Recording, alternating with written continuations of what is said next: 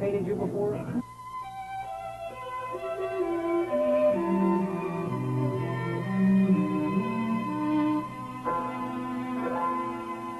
I'm seeing you today for the first time, and he's a Sagittarius. December the 12th. I want a peace sign. You want a peace sign? Well, we're just doing astrological birth signs.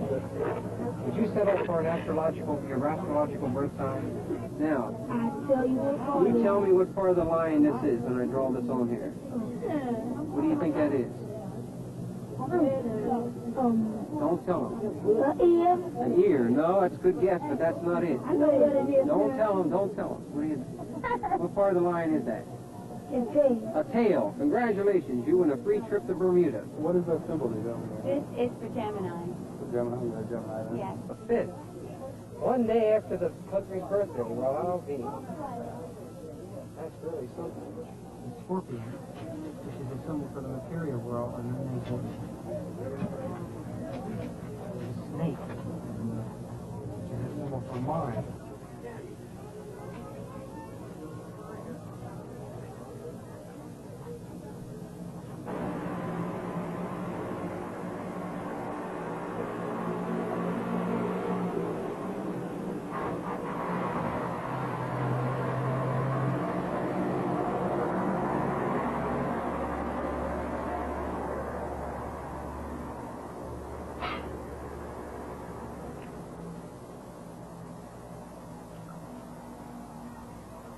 Pretty hard working up here with all this noise sometimes.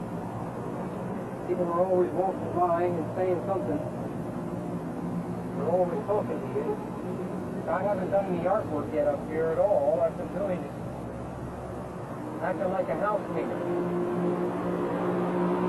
When you work on any mural, that's exactly what you have to be for a while. A house painter. You're covering in big areas. It gets pretty frustrating. People always think you're finished. A long time ago when I wanted to paint murals, I didn't realize that there was so much boredom involved and so much physical labor involved. But anyone who has painted a large painting knows that you have to physically outlast your piece of work somehow.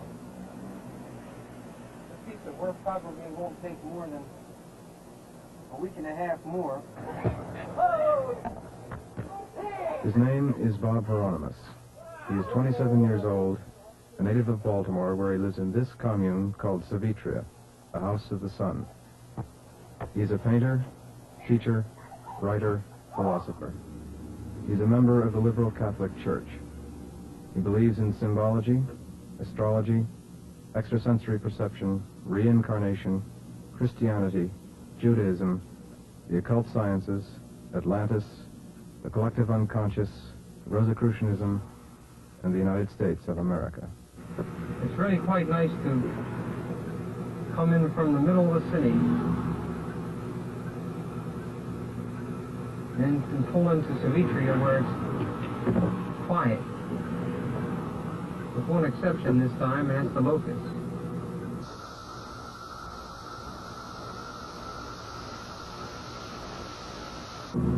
Really quite a beautiful place here. I never thought that I'd be living in a place so magnificent in such a short time.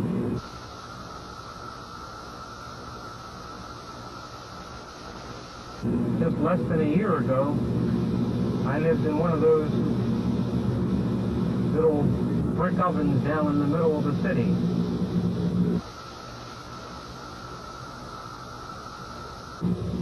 Terribly hot and never got the chance to look at any trees.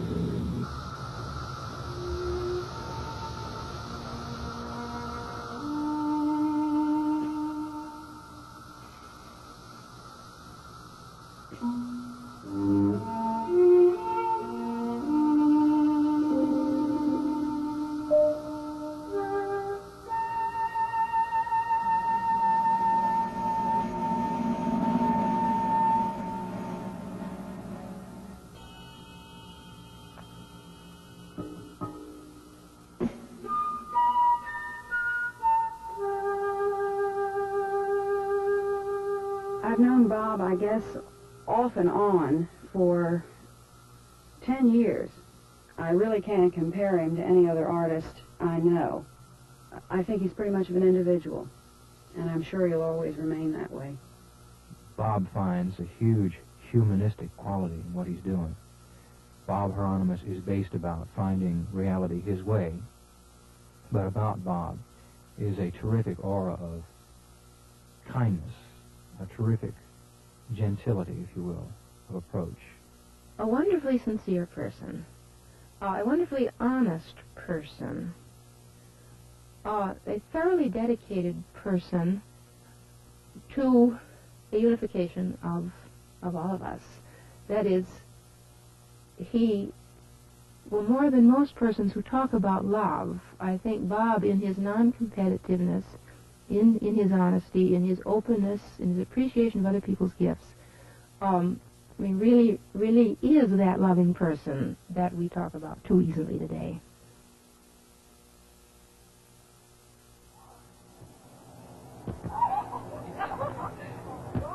He has the very peculiar capacity of ignoring the ramifications of the art scene and the art market, of being able to also operate on a very practical level. And it doesn't surprise me that he paints hands at the fair and that he paints cars and he paints walls.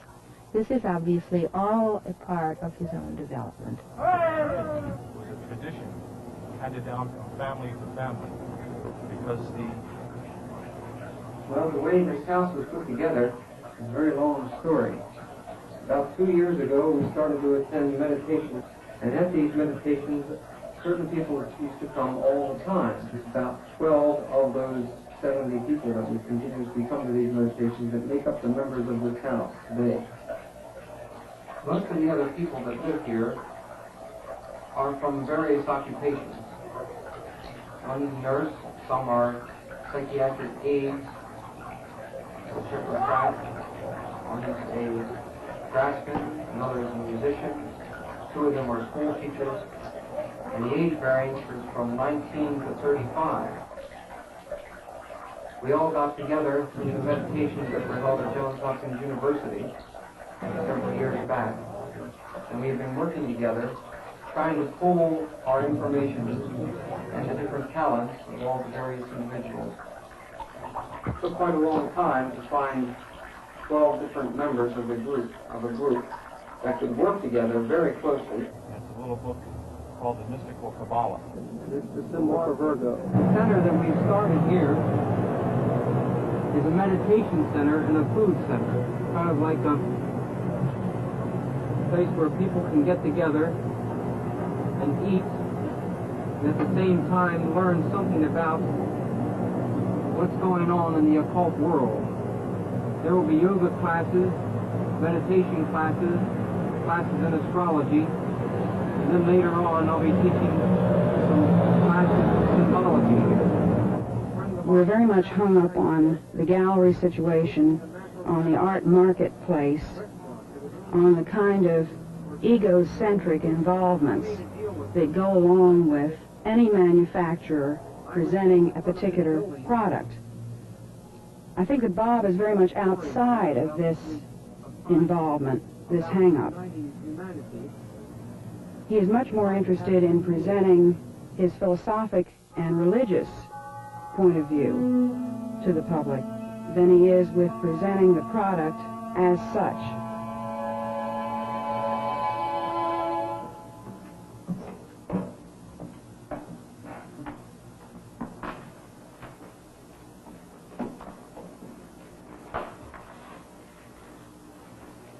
Well, this is where I spend most of my time in study, because I found that in order for me to do a mural, it might take several months to do at least. I work in a very strange way than most other artists work. Some of it has to do with the kinds of things that I study before I do a mural. It takes me quite a long time to decide what general themes I'll undertake. As a matter of fact, sometimes it takes 7 to 8 months just to prepare the study for murals such as the Apocalypse and Lord's Prayer, and it takes just as much time to finish the painting itself. What I do before I start a piece of work is that I collect as much information about the subject, be it the Apocalypse or the Lord's Prayer, and then I put all of this information together and I eventually write a book. I'm in the process now of writing 4 different books in parables, in parable form, and in symbolic form. And the mission of these books is mainly to show how it is possible to raise consciousness through symbols. Over here you can see the so-called raw data of 9 different books that I've been working on, which will be put together in consolidated form and be 4 volumes. After I study for a long period of time a certain subject, then I do drawings. This is a finished piece of work which will go into another, be part of just another larger piece of work, a mural which would be upstairs in the meditation room. This is an album cover for a group called Light that I've been working with for the last 2 years.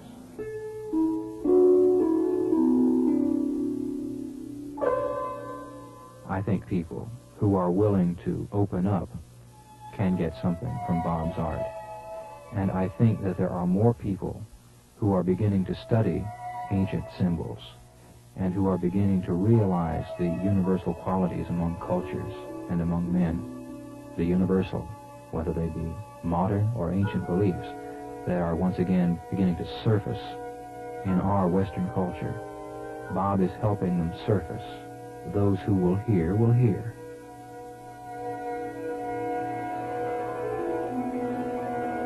He is also using symbols that anyone interested in the occult will realize are very, very old symbols. And yet they are not symbols that have had a wide public recognition or esteem. So he is taking what is old, but giving it to us, and as a matter of fact, though it's been there for a long time for us to learn about and to prize, relative to our culture, it's new. The more important the symbol, the richer it is in meaning. And the more highly developed the artist who works with the symbol, the more he's aware of the diverse meaning of the symbol, its wealth of meaning, and the various ways in which it can enter into our culture. So yes, Bob would use the same symbol in many different directions.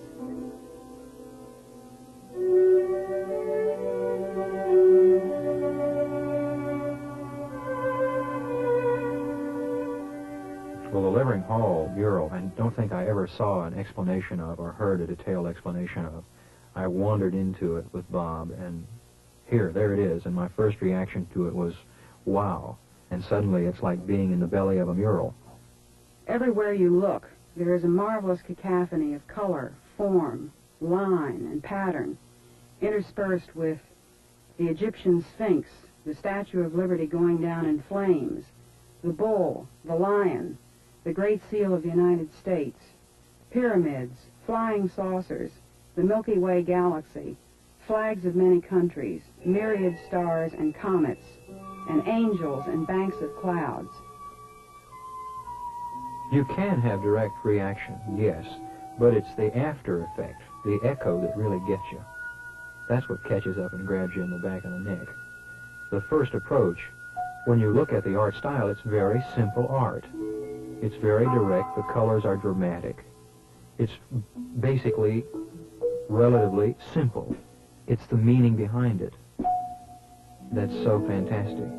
That's what you have to wake up the following day and find out, what did he really do here? That's what's important. Bob feels that for his work to be completely understood and appreciated, it's necessary to understand the symbolism. I think he's practical enough, though, to accept the fact that if people don't understand the symbolism, they can enjoy it purely visually and hopefully gain some intuitive or unconscious knowledge of the symbols.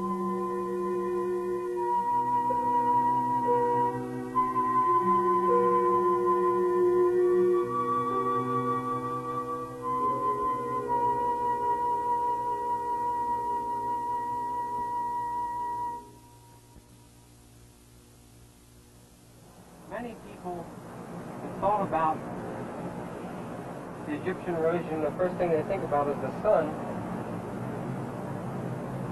The eagle of America is related to the sun in a strange kind of way which most people don't realize. That being that the sun usually blinds every other creature except one. That is the eagle. That's my belief that one of the reasons why the symbol for the United States is the eagle is because he can look into the sun. And the sun has always been used as a symbol for God. I graduated from Towson State College back in 1965 and decided I would teach a couple of years. After teaching for a couple of years, I found out that the system in the county that I taught in wasn't really doing very much in helping people understand, the students, so to speak, in the system, what their purpose was all about. And as a matter of fact, that's one of the few things we were not allowed to talk about. We couldn't talk about God or religion or purpose with any of the students. So I had to leave eventually. I had a painted car then, and it caused a great amount of anxiety to my administrators. I've always wished that I could somehow see the cars or things that I paint from a distance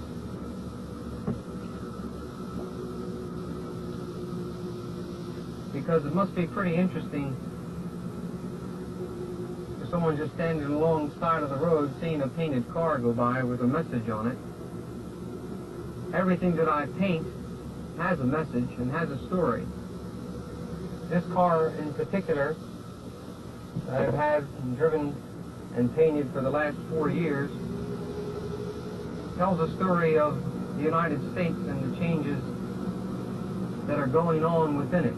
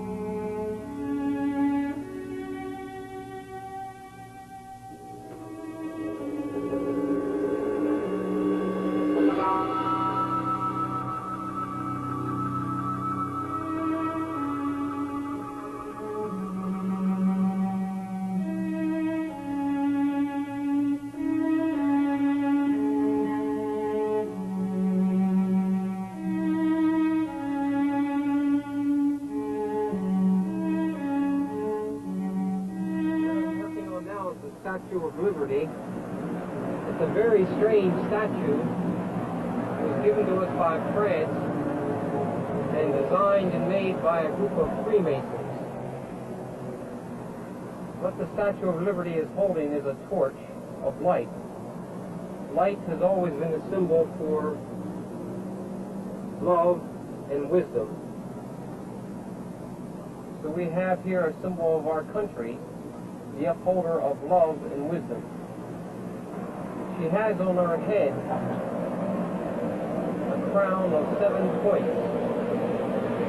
This crown of 7 points is quite important because this 7 points are symbols for 7 stars that astronomers and astrologers believe have much to do with the evolution and revolution of this country. Those 7 stars are called the Pleiades. Down the road from the large White House is an old stable which we are going to convert into 2 facilities. One is the room that I'm walking in now, and that room is going to house the chapel. of the Liberal Catholic Church. There will be a mural in this room. It will be called The Shrine of St. Raphael. I've been working on this mural for about a year now.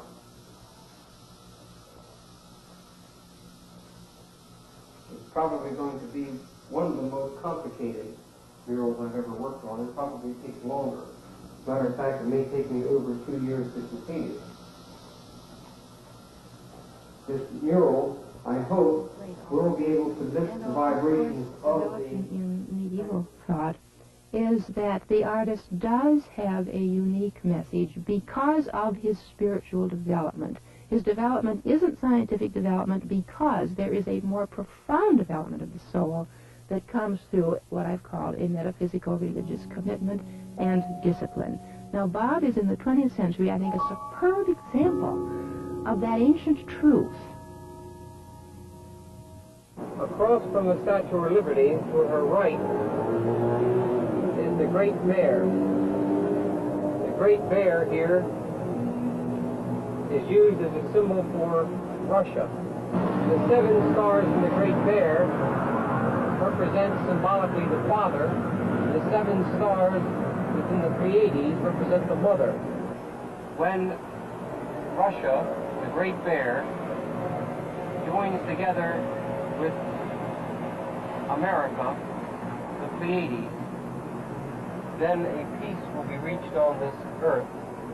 The general theme of this entire building, then, is that Russia and America will unite. The Hermetic axiom, as above, so below, is extremely important in all my work because one of the most important things in the Aquarian age at the beginning is the second coming of Christ. As above, so below. As there is a Christ without, there is a Christ within. So most of my work is an example of this process, as above, so below. And when I do a mural, such as the one at the Apocalypse at Johns Hopkins University, which has the second coming of Christ in it, in the book of Revelation, and also has within it a portal which is very important in the Christ, looking for the Christ within you. So this piece of work also refers to looking for the Christ within. The Great Invocation tells the story of man looking within himself and finding Christ. There is the belief that, well, as Bob said it, as above, so below. This expression has been a dictum of occult philosophy. This is straight out of the metaphysics of transcendence as we've had it in the West. What is above explains nature. You look at nature and, oh, if you only have eyes to see, then you can read in nature the symbols of the transcendent. Most people won't see that meaning because they cannot read the symbols. What this kind of symbolic work does is it gets people interested in the kind of work you're doing. And then when they start to research your work, if they're interested enough, they find out these things gradually. Therefore, the meaning sticks within them. It also influences people unconsciously. Most people are aware that their unconscious mind is far more important in most ways than their conscious mind. Teaching people on the unconscious level gradually over a period of years bears fruit.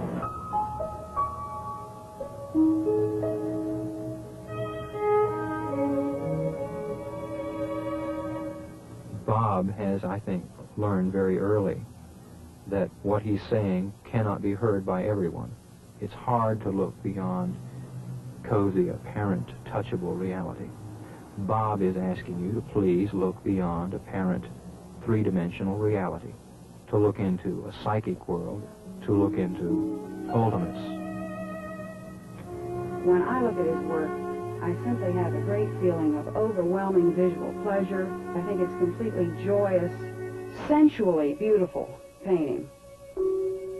But for me, what is most important he is a living example of this ancient point of view of the artist as prophet.